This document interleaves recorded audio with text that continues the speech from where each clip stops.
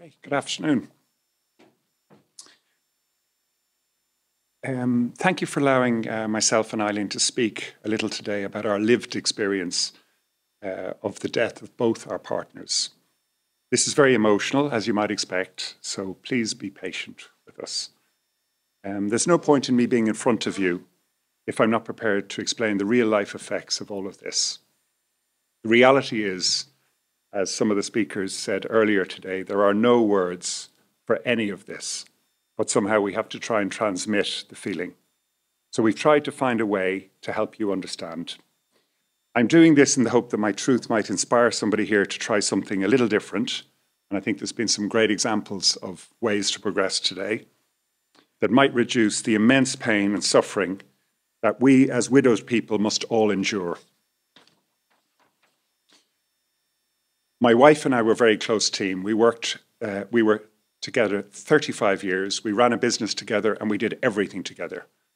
My wife was diagnosed with cancer in 2019. So we faced it head on together as a team. I was involved from day one and was with her in every step of the way. So she was treated for 4 years, about once a week, typically a 9-hour chemotherapy session. She was treated mostly in Ireland, but we also had experience in the United States with 2 surgeries and other treatments there. And she also received treatment for a couple of months in Portugal. In late December 2023, when accessing her chest port for routine blood tests, she contracted sepsis. Her oncologist started her treatment for sepsis, but made it clear to her very early morning, when he got her alone in her room, that he was no longer interested in our US cancer team's view and that he was not prepared to speak with them anymore and was not going to follow the treatment they prescribed. No reason was given and no discussion was allowed. At that moment, he decided alone that it was time for my wife to give up her life-saving treatments and to allow the cancer to prevail. We contacted a different oncologist in a different hospital who we met and who reviewed her file. He agreed with the US team's findings, and he said he was prepared to follow the recommendations of the US team. Based on this, we changed to that hospital. After we went through the upset of moving hospital to the new oncologist, he changed his mind and refused to do the prescribed treatment. He also refused to speak with the US oncology team after earlier agreeing to. He told us he had just spent a week with her previous consultant and they had discussed her, whatever that means. He started down the palliative route against her wishes, without any engagement or agreement and without any feedback from us. She asked for her blood results and other reports so the US team and the other specialists following could continue. These were refused. The result of this being the US team could no longer support and we had no time to move to another hospital. This action ensured we had no power and no choice in her treatments. Instead of treating her cancer, a team of about 10 people in the hospital sat down with me and read out the usual palliative script. In my case, because I was clearly determined to follow the treatment that the far more experienced US team had prescribed, the oncologist, whom I trusted, looked me in the eye and added, "You must now leave the room when a nurse or a doctor comes in. If you do not, I will have security remove you from the hospital and you will never see her again." There was no discussion. He dismissed out of hand anything that I had to say. It felt to me like she's going to die and he was going to let it happen, and there was no say for her or I.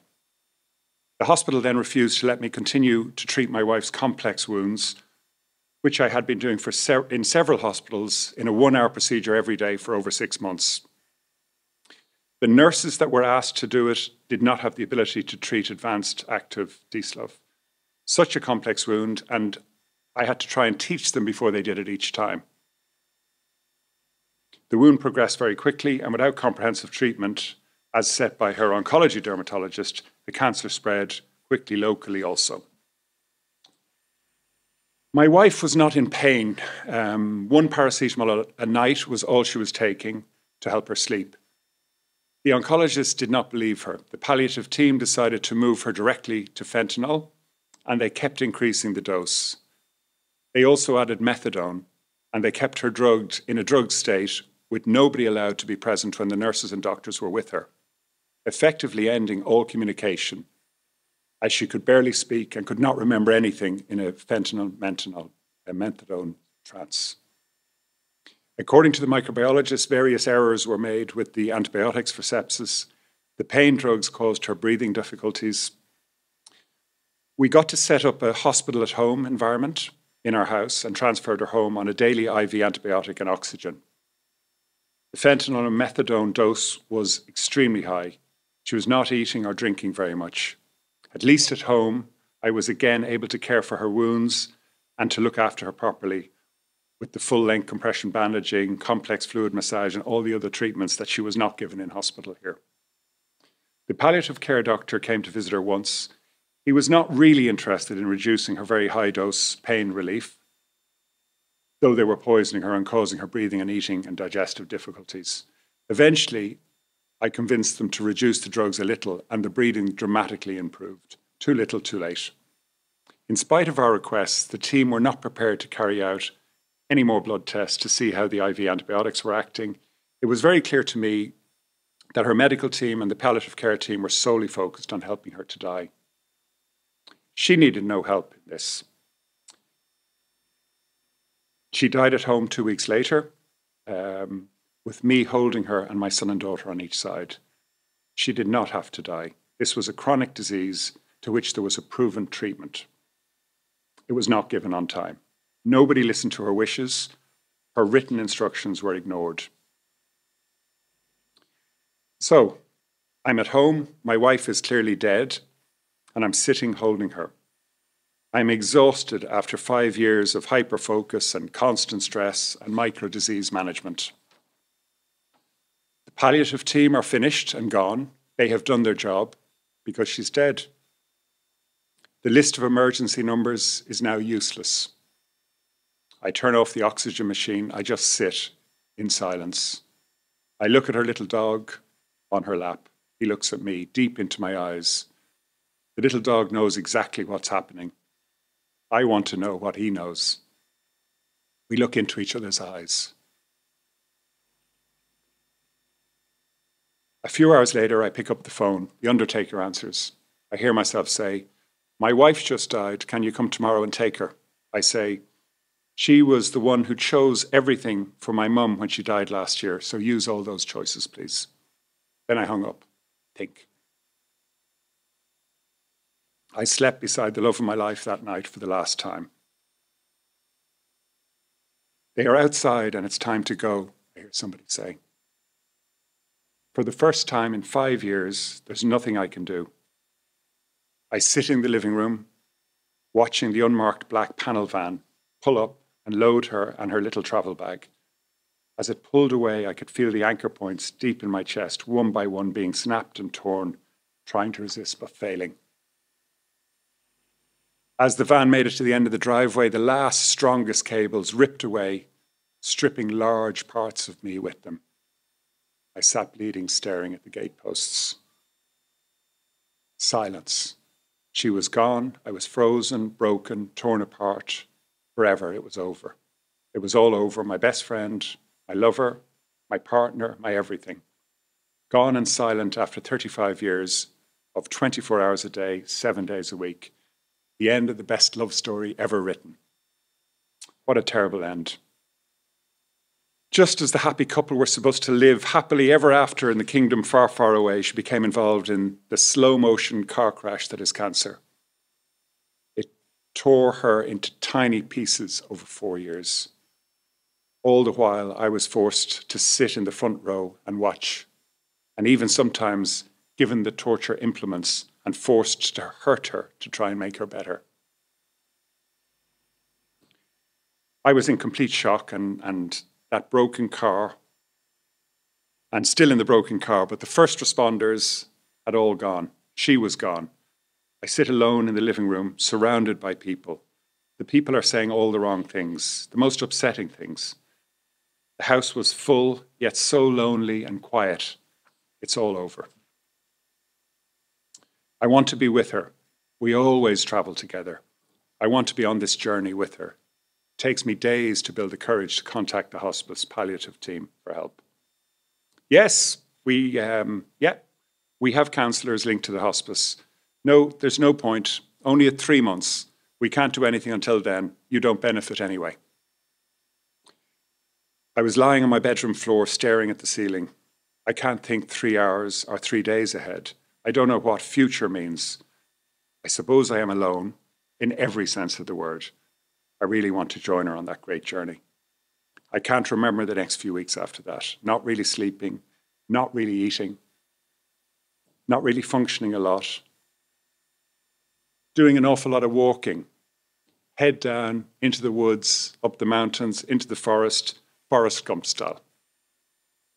Waking at night, waking at night when I'm trying to sleep to the sound of her screaming in pain, rushing into her with the fast-acting fentanyl to realize yet again that she is dead.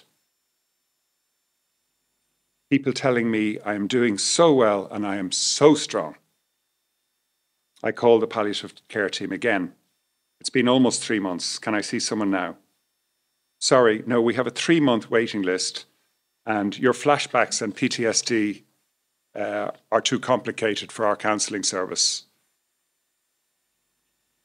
So, in desperation, I'm going through the different support sites online. I know I really need help. I find an Irish web forum only for widowed people. I sign up. They carefully check me. Everyone on it is like me. They have all lost their partners and are broken. They see the world in a totally different way. They have love and kindness to give. I breathe for the very first time in a very, very long time. From here, I find a closed WhatsApp activities group, again, only for approved widowed people. There is a careful check. The M50 Soul Friends is a safe support group that arranges activities for people in this, my tribe. It is so good to spend time with other widowed people, a real mix of people of all ages, shaped by a single devastating occurrence that changes all of our lives drastically and forever. I know that these two safe voluntary groups are the reason I'm here today speaking with you. And finally, the pain of losing a partner is so deep that those of you who have not will never understand it, no matter how hard you try. And this is a really good thing. We need to do better as a society to support our group. Widowed people are let down by friends and family who have absolutely no idea what to do and how to help. We are lost and just trying to keep swimming so we can still breathe. People want to help, they just do not know how. So, one of the things that we will be adding today is a helpful guide that we've brought with us today, which is very carefully drafted and checked out by a Widows and Widowers group in the UK and in our group in Ireland. It's a very accurate guide for people who want to help somebody who's just lost their partner. It's shocking, but very accurate and very true. It's been reviewed by all of us, and we'd really like it to be distributed. Thank you for listening to me. I'd like to pass you over to Eileen, who set up the M50 group, all the support group that we all depend on, which has become a really important part of my life. Thank you, Eileen.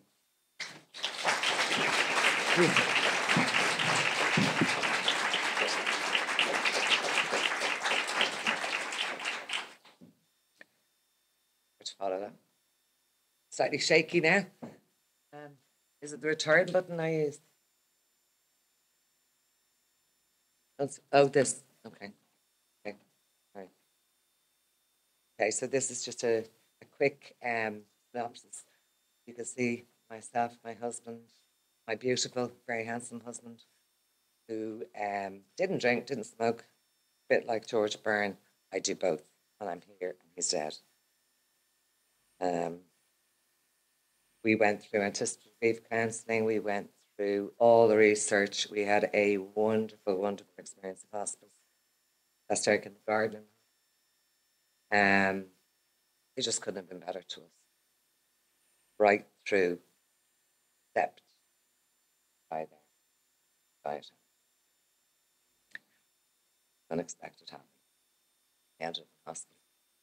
And that's him piercing after. Oh, sorry. Thanks for telling me. Yeah, sorry, I'm not quite as tall. So we had to fight. We had to fight a battle of our lives to get home for 11 days, and kept coming up against higher doses, fighting to lower doses. We just want to be home. Just let us be home. And it is thanks to the hospice community team that we got to go home. And we had 6 wonderful, wonderful days. I'd love to tell you it was all great. It wasn't. But the nights were hell. We had a nightmare of a night nurse who in the system just isn't properly trained to deal with the family like ours. Derek died at home. He had the taboo of taboo. We can talk about death, but we won't talk about the horror death. And I won't go into it now, except to say that I did have PTSD. I didn't believe you could die as awfully as he did. And I strongly resent that we can talk about all this in birth and not in death. So we'd no prep. We got thrown off a cliff, which left 5 humans walking around like lunatics, myself and my 4 daughters. So I did go for debrief. How am I doing on time? 4 minutes, okay. I went to the hospice for a debrief. They very kindly gave it to me. They were non-defensive. They cried with me, told me Derek's death was the worst type of death for carers, and they couldn't imagine what it was like for us. But it wouldn't have been any different had he been in the hospice. And that was very heartwarming, because I wondered had we made the wrong decision. They told me I needed a psychologist because of my flashbacks. I would have complicated grief. I didn't realise there was such a thing. I'd no clue what grief was. So I went through that for about 14 months. I was asked to do a report, and a review would be done of our care, which I did do. And it was like labour pain. It was like pulling us apart, pulling my back apart. But I did it, and I handed it in. And I do believe in using our voice. I then set about trying to gather people. I knew if I was desperate, there must be other people. So I did a workshop, Let's Talk About Death. People travelled 5 hours for a 3-hour workshop. I ran a couple of retreats, self-care at Christmas for widowed people, a week in Spain residential, and the profound transformation in people over even 2 days, even over 3 hours, is incredible if they are with other people who get it. I organised a few walks because there was nothing in Dublin. I organised a few walks and lunches. And after the 3rd, we did dinner and we decided to form the WhatsApp. So that WhatsApp was set up in February 2 years ago, 12 of us, 4 admins. There's now actually, that's wrong, there's 144 members, which happens to be the date that my husband died, 14th of the 4th, because I'm always looking for symbols. Rob is one of our more recent people, and you'll see, I'm going to finish up with the video. I presume this stuff is going to be available on notes, is it? You don't need me to read it out. So I think the best thing to do is, there's lots of comments there, you'll be able to read them yourselves. It's been a lifesaver for people. It's been life-changing. Anyone can organise any event. I just want to show you the video, really. How do I do the video? And those who want to be able to read afterwards. Thank you for listening and for inviting.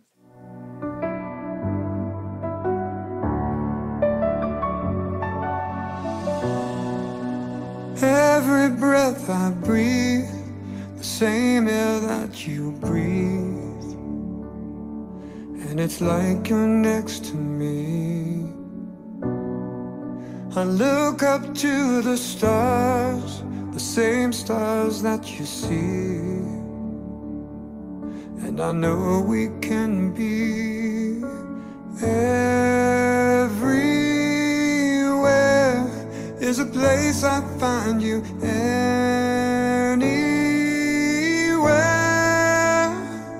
This is home, no matter where this life will take us home.